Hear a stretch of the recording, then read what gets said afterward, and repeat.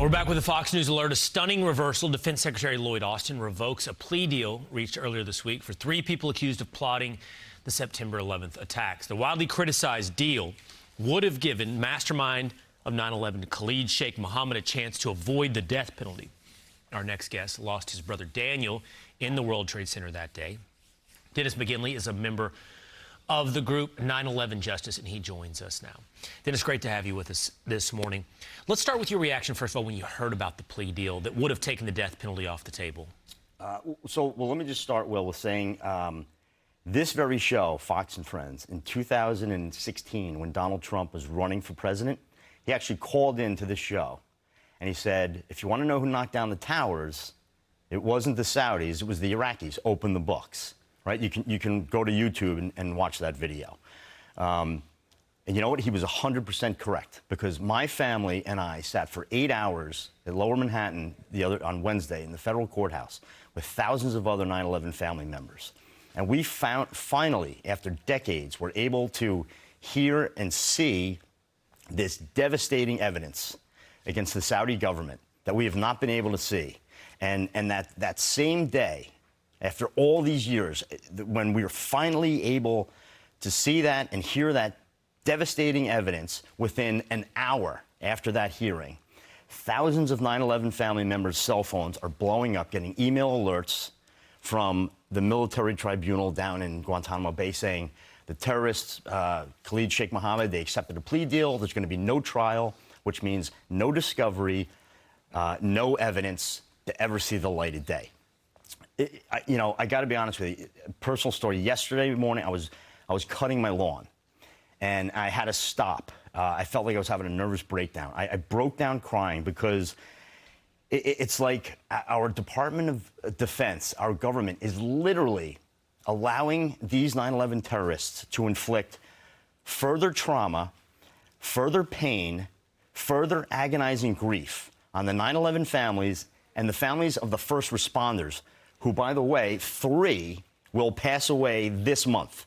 They're averaging 3 first 9/11 responders dying each month due to 9/11 related illnesses. So we are relieved that Secretary Austin has revoked this, thank God, right? But that's not enough, right? We still want a trial, and we want to see their evidence. So when I hear you giving me this very impassioned answer this morning, yes, in part, your outrage was over the fact that they had taken the death penalty off the table, but also that you wouldn't get the light of day when it comes to the case, the evidence made public for the public to see what happened on 9/11. Well, we have been kicked in the gut year after year after year, the 9/11 families. Just a few weeks ago, President Biden gave a speech, and he said, "We are the United States of America. We bow to no one." We've been bowing to the government of Saudi Arabia for the last 23 years. We've let them get away with murdering 3,000 innocent Americans, murdering our Navy servicemen in Pensacola, Florida, murdering and dismembering a Washington Post reporter. And I don't know if you remember what President Trump said after that about Mohammed bin Salman, MBS. He said, "I saved his ass," right? And Jared Kushner gets $2 billion for his hedge fund. I mean, come on, man. Like this, it's just, we've let them get away with destroying or ruining our institution of professional golf. Former President Trump is helping them sports wash by having tournaments at his courses. We've let them manipulate our economy, manipulate our elections. I mean, we're the United States of America. What is going on around here? It's just, I'm sorry. It's been a very emotional 48 hours. But this is low-hanging fruit. This is the only bipartisan issue that everyone can get behind, both sides of the aisle. We have champions on both sides of the aisle on this. This should be uniting America. The 9/11 families, we weren't the only ones attacked. We were all attacked on that day.